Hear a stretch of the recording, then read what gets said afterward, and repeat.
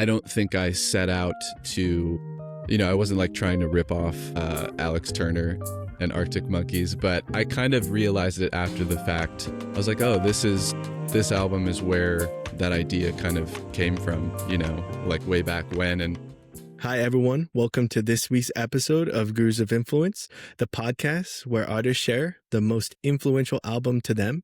My name's Xavier, your host, and this week I'm excited to be joined by guest artist Jacob on the Moon. Hi, man. How's it going? Hey, Xavier. Thanks for having me. I am doing well, and excited to talk about some music today.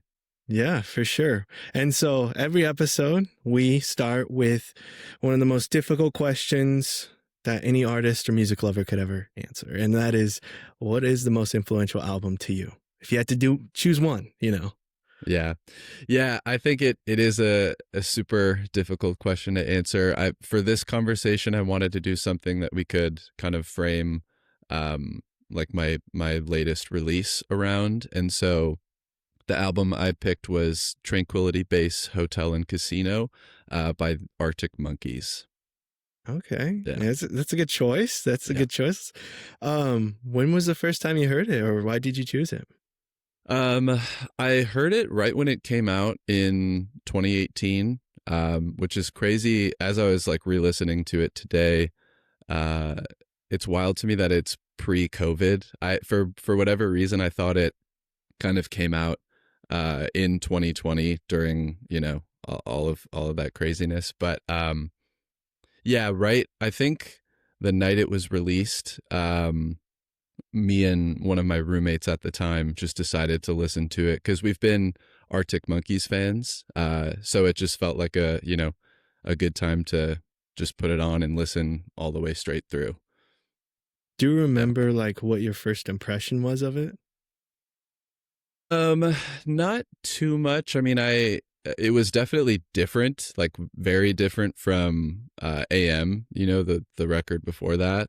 And so that was maybe a little bit jarring, but it's very cinematic and obviously like conceptual. So I think that's what resonated with me initially. Yeah.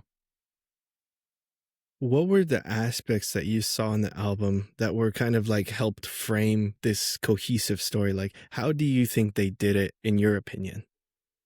Yeah, I mean, so many things like the music. I think about the music, the lyrics, and all of the visual components. I don't know if you got a chance to check out any of the videos or anything like that, but they had such a cohesive aesthetic across all of those components. So like, I guess starting with, even just the cover art, it's like very kind of like space age, and there's like a mid-century modern thing kind of happening with it too. And that, like, the music feels like how that looks too sometimes. So yeah, it's tough to nail down just one specific thing. I would maybe start with that first track, Star Treatment. That's probably my favorite track on the whole album. I think it kind of encapsulates the whole like vibe and concept. Yeah. Okay. Yeah. How do you think that track does it specifically? Is there certain elements, or is it the lyrics, or like, for me, it kind of gives me jazzy space vibes, like like a space like lounge type of vibe, Totally. Going on, which is really intriguing coming from Arctic Monkeys, right? Yeah. Not typically what you're expecting, but it's cool. Yeah.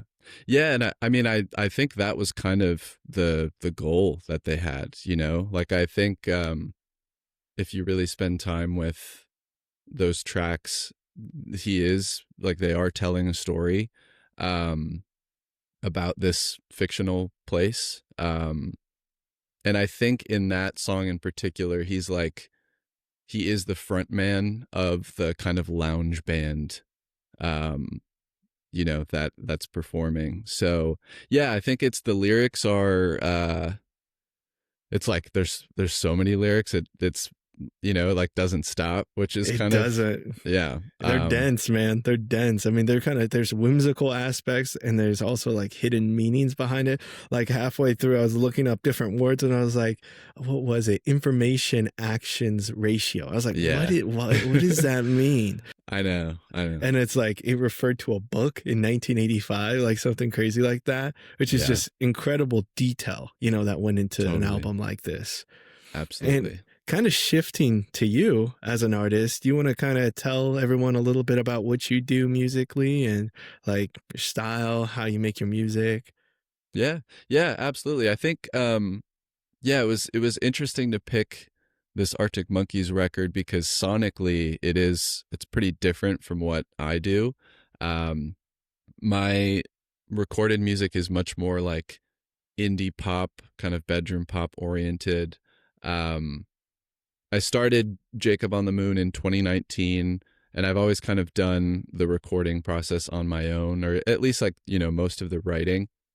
But with this most recent project, the Gemini Club, uh, I had more help from the rest of the band that I perform live with. So we had someone do like extra percussion, our saxophone player played on it, our guitarist played a bunch on it, and then um, Devin, who plays keys and bass, produced like the whole thing. Kind of after I had, the main structure of things, he jumped in and helped kind of finish everything up. So yeah, that's kind of the Jacob on the Moon model. It kind of starts with my ideas and then I just bring them to the rest of the band. And I like to, have an idea be kind of blank enough to where they can bring kind of their own flair and vibe to it.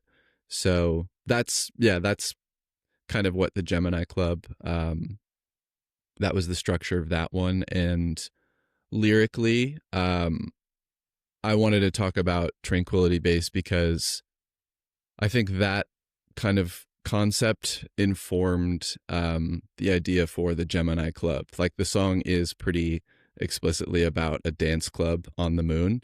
Um, I don't think I set out to, I wasn't like trying to rip off Alex Turner and Arctic Monkeys, but I kind of realized it after the fact. I was like, oh, this album is where that idea kind of came from, like way back when. And I had kept listening to the album over time. Um, but yeah, it kind of appeared in this version. So it's a lot more, like funk kind of based. When I was thinking about albums, I was like, well, this song, the Gemini Club, is really it's like a Shalimar kind of vibe. I don't know if you know Shalimar, but um, they're a really great like funk band from the 80s. But like I didn't have a whole album to reference, so that's why Arctic Monkeys was the choice. No, that makes a lot of sense. Yeah, Yeah, your music's very groovy, man. It's very groovy. It's like hard yeah, not to move when you're listening to it. I was like, yeah, dude, you yeah. definitely totally different musically. And I was really intrigued by that. I was like, Hmm. this is a completely different album. But I started connecting the dots with concepts of like what you've done in your project and like how you want to tell that cohesive story. Do you find it difficult, like when you're starting a project, to like have a cohesive story? Or, has it always kind of been that way when it comes to music and how you approach it? Yeah, I think it definitely can be. A lot of my creative energy and stuff comes from like these bigger ideas, and then I kind of find the small meaning in those things afterwards. So I think with the Gemini Club, each of the 5 tracks, they're not all like totally related. I would say it's like a loosely conceptual kind of EP. But like the Gemini Club, and then there's another track, Dancer on the Dark Side. Um, those actually kind of reference each other in the lyrics. And then the first track, Long Flight, is like the protagonist. Maybe it's me in this sense, but like it's the journey to the moon. Um, so yeah, I think it's always it's usually what I'm aspiring to. I like the idea of something that's conceptual and cohesive. But yeah, it can be difficult to actually execute that. I mean, especially, like compared to this Tranquility based hotel and casino. I mean, it's like, I'll always be targeting that, like shooting for that. It's, yeah, I think it can be difficult. Yeah, trying to fit all these different ideas you have into one singular concept, I Hmm. imagine.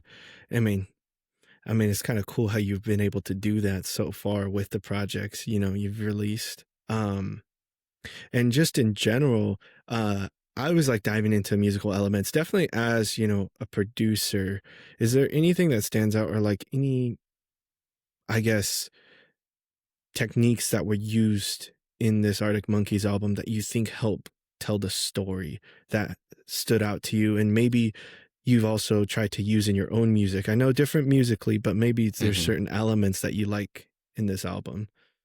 Yeah, there's so it's like a mini documentary about the making of the Arctic Monkeys record. It's called Warp Speed Chic, which is one of the lyrics in Star Treatment. It's like a 12-minute short documentary. And so there's footage of all of them in this, like, I think it's like a mansion or some huge house that they rented out in, I think it's France. They're probably in a couple different studios, but um yeah, they're all in a room together. Like Alex Turner is sitting down playing the drums and he's got like the mic right next to him. They're like the whole band plus, I don't know, like three or four other instrumentalists. They're just like working on the songs all in the same room. Um so that was really cool. That's something I haven't done too much of yet. I want to do that. I would love to go, just get a house with the rest of the band and, you know. In France too, right? Yeah, yeah. Why not? I know, in a mansion. And like meanwhile, there's a side note, but there's like another house out back where they're mixing the record. Like they have engineers on site, like they're writing, recording and mixing it like all at the same time. It's so cool. But yeah, so that really stood out to me. And then I think the thing with this record is like a lot of it is piano based, Hmm. which again, compared to AM, it's like all, heavy guitar riffs and much more like commercial and stuff. So yeah, to me, there's something about like just sitting down at the piano and like that's your song. If the song works there, it's going to work in any other context. So that's again something that I aspire to. I'm not a good keys player by any measure. I can, play some chords and stuff, but um I would say like long term that's something that I would like to be able to do. So that's yeah, one of the production elements for sure. Yeah, that's cool. And just stripping down songs to their bass elements and just seeing what they are, Mhm. is such a cool way to experience music. And I don't know, I love highly produced music. I love layers and all that. But at the same time, there is something special about just stripped down, simplified sounds, I think, right? Totally. Yeah. Yeah, I I agree. mean, in your writing process, in your experience of making music, um, you said you don't currently sit at the keys. Like, what do you do? Like, how do you make your own music? Like, what's that process like? Yeah, it varies. But I think it usually starts at the guitar. Um So I grew up playing drums. That was my primary instrument. But around the same time that I was taking drum lessons, my sister was taking guitar lessons. So I would always just like pick up her guitar and play that as well. So that's what I do live in Jacob on the Moon. I play guitar and sing. So yeah, I think that's where ideas tend to start. Um, that's probably half of it, and then the other half is just sitting in Logic and like either making a beat or sometimes playing drums. Like I do have a kit here too. So um yeah, it's pretty, I would say structure and like melody and all those things come pretty quickly. It's getting lyrics that I'm happy with, to work with those ideas. That's the ongoing struggle. Okay, Yeah. interesting. So Yeah. typically you kind of create the bass line musically and then you add lyrics afterwards. That's kind of Yeah, typically. usually it of course can change, like if I do, get a lyric that I really like, and if it just all comes out at once, then it's, a blessing.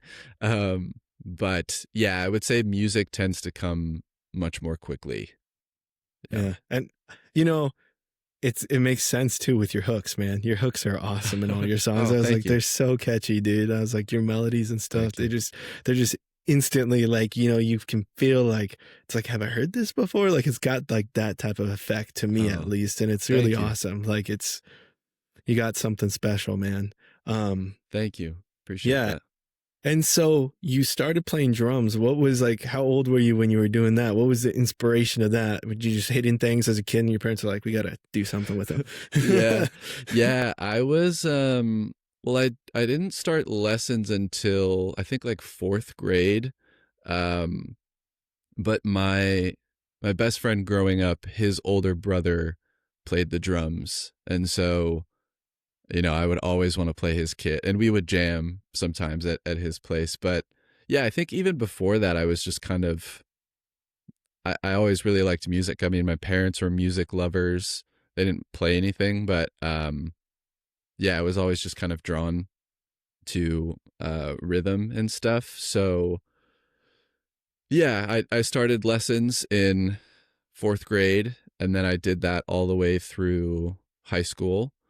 Um, and then when I went to college, like I couldn't have a kit in my dorm or anything. So Unfortunately, right? yeah, yeah. So that's why, like, that's when production and playing guitar became a really big thing, because I could still, do that. Um, so yeah, that's I still love doing it. Especially with like songwriting.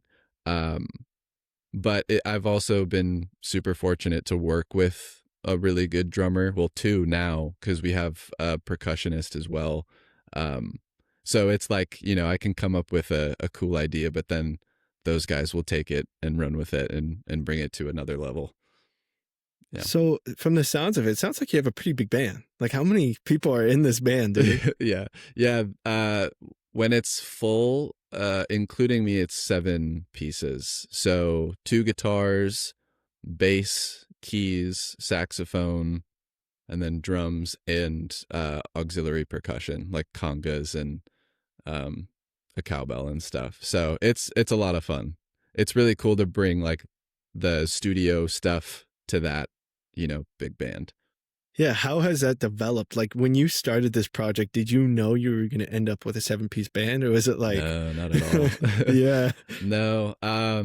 Yeah, at the time, like right before Jacob on the Moon, I was in another just like indie rock band, which is a 4-piece. And so I'm still working with the drummer of that band.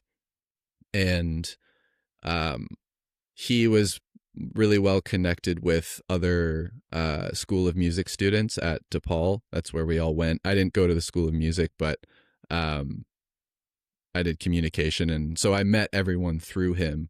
And eventually it just like, are like, well, I mean, we know like this guy can play really well. We really want, to keep playing. So I just kind of like one by one, um, everyone started to join in. And I was like, I think I always wanted extra percussion. I was like, because it's a big part of the production that I do. Actually, there's like always stuff in addition to just like the normal drums. So yeah, I guess it kind of all came together naturally, but it wasn't the initial vision for sure. yeah, it's kind of cool to see where ideas will lead, right? You have Hmm. this initial idea and it's like now it's flourished into this 7-piece band that fills up a stage. Yeah, yeah, Uh, absolutely.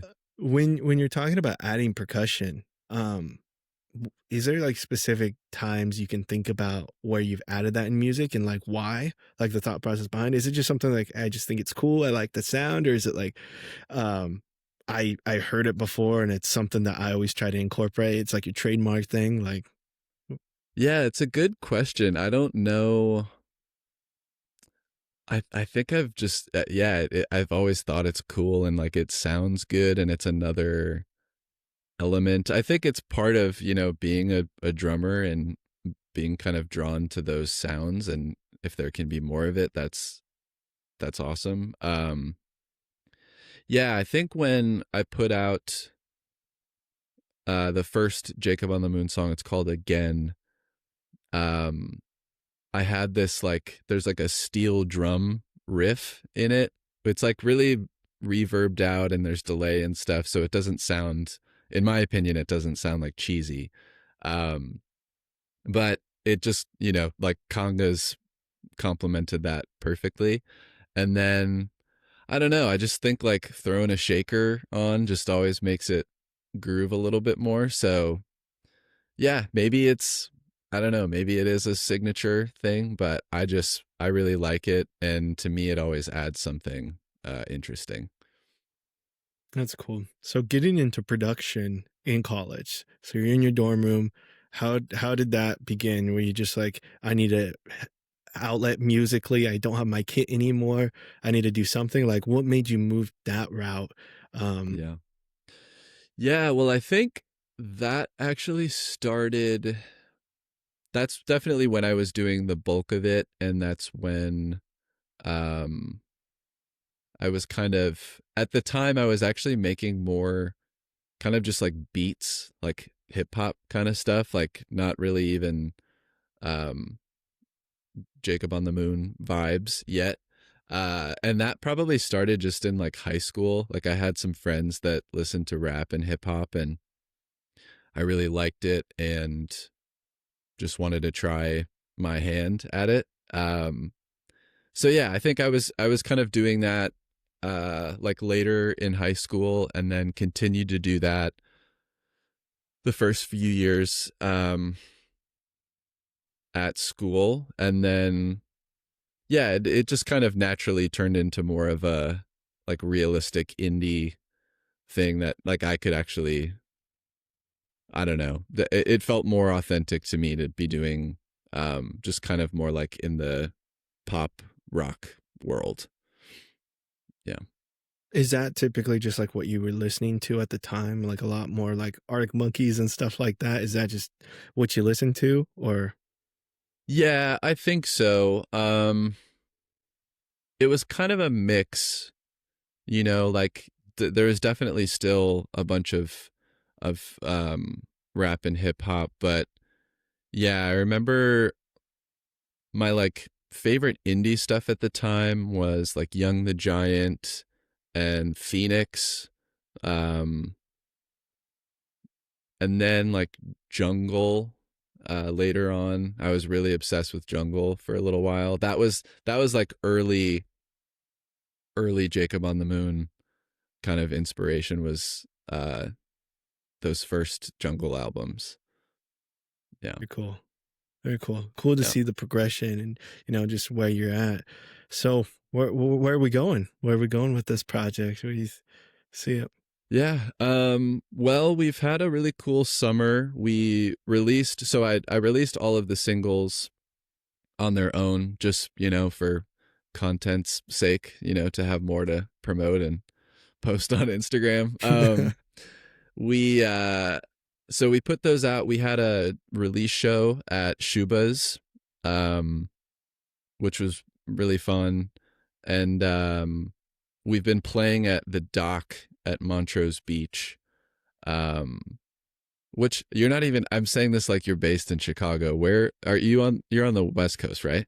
I am on the West Coast. Okay, Yep. cool. Yeah. But Um, people in Chicago listening, now you know where to find yeah. Jacob on the Moon. Yeah, so it's yeah, the dock at Montrose Beach. We've been there every Wednesday this summer. So through like from June, and then we're there through September 17th. So we've got a few more. Um but that's kind of been, the way we've been promoting uh the record. I'm still trying to obviously do like more press stuff and just get it into some new hands and new ears. I think of all of the tracks, it seems like the Gemini Club has been resonating. Like it's been getting added to some, random playlists organically, which is it's really cool to see. So yeah, I think that's the move right now, just continuing to promote that and then working on new music. We're playing some new songs live and I'm trying to write some other stuff now. So, in your process, are you typically like playing the songs live and then recording, or recording then playing them live? Like, what's kind of your process when it comes to that? Yeah, in this case, I did record just like pretty easy basic demos to share with the rest of the band, and then we've been playing those. I think what I'd like to do is have everyone record their parts once we can, get everyone's schedules aligned. Um, but yeah, it would be cool to do live drums on these, and then it's nice playing them live first because then you can really work out like what feels great in a live setting, and then just try to kind of replicate that in a studio vibe. So we haven't we haven't really done that yet, so it'll be fun. It'll be exciting to try it out like this. That's really cool. And I know we just have a few minutes left. I was curious, is there anything else on the album that we haven't talked about that stood out that you're like, I feel like this needs to be said? Yeah. Well, I mean, just in general, I don't know. I think critically it was pretty well received. But it to me, I think it's really underrated. I don't know if um I think because people really like their old sound and really liked AM, it seems like this was so different, and like we kind of talked about at the beginning, like maybe a little jarring on the first listen, but I think there's so much to unpack, and especially if you're a fan of the conceptual album, and if you're a fan of movies too, like it's very cinematic. I think I even heard interviews where Alex Turner was talking about like watching Stanley Kubrick films. Like he mentions Blade Runner in the songs. It's like it's um very cinematic. I think a lot of those influences are you can really see that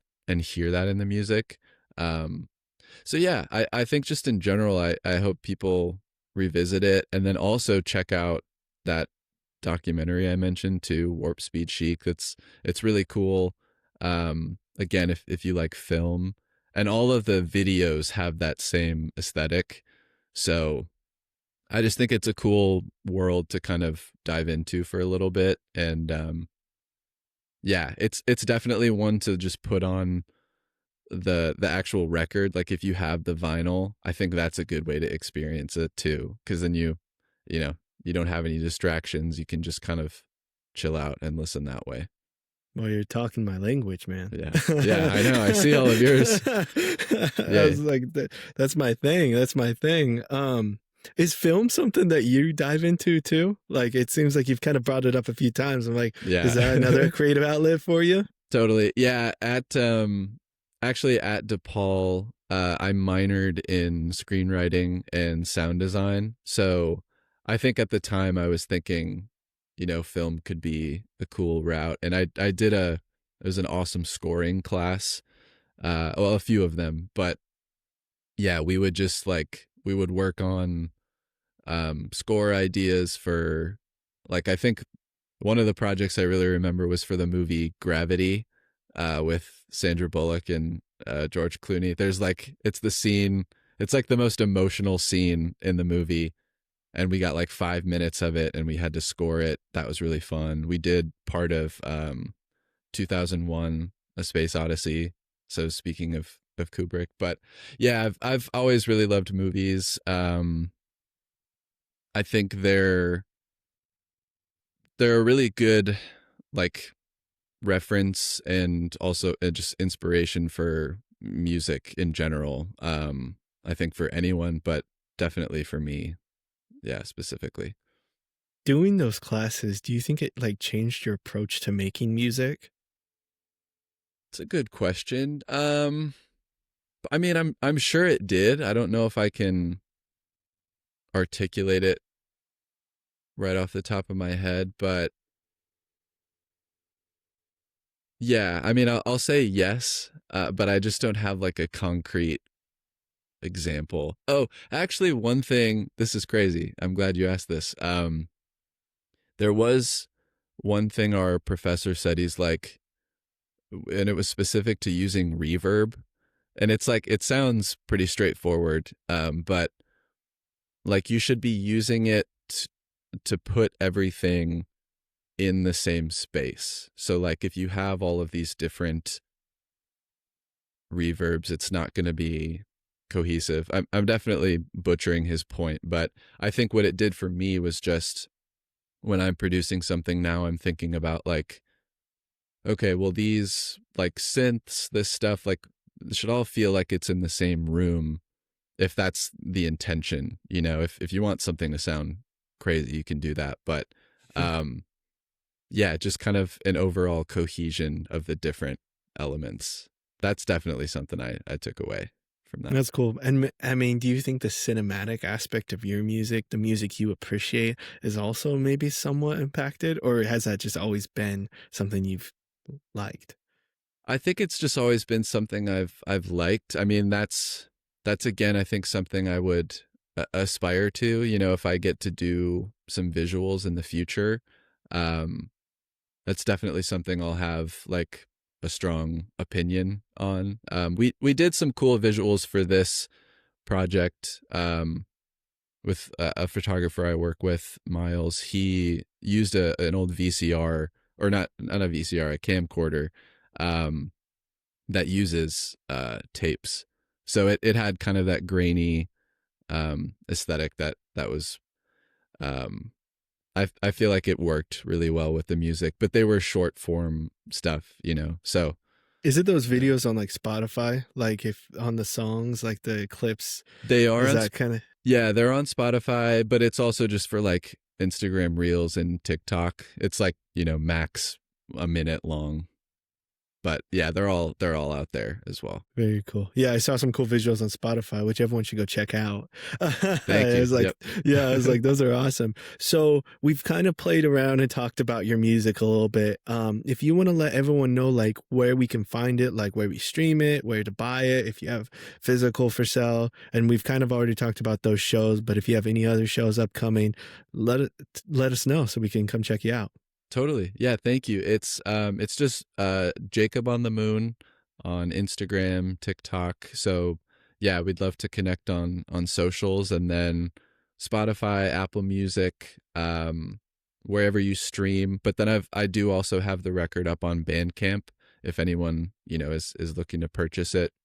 I don't have any physical stuff yet. We have t-shirts and stickers, but we'll see if we get vinyl or CDs at some point.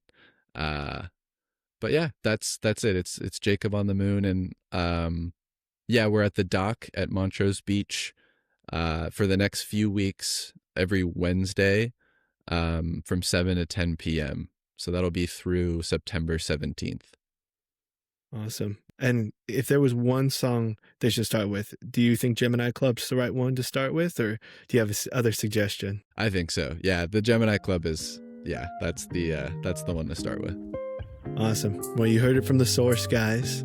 I want to say once again, man, thank you so much for coming on the show. It's been a pleasure having you and talking music, and can't wait to see where you go. Yeah, likewise. Thank you, Xavier. I appreciate it.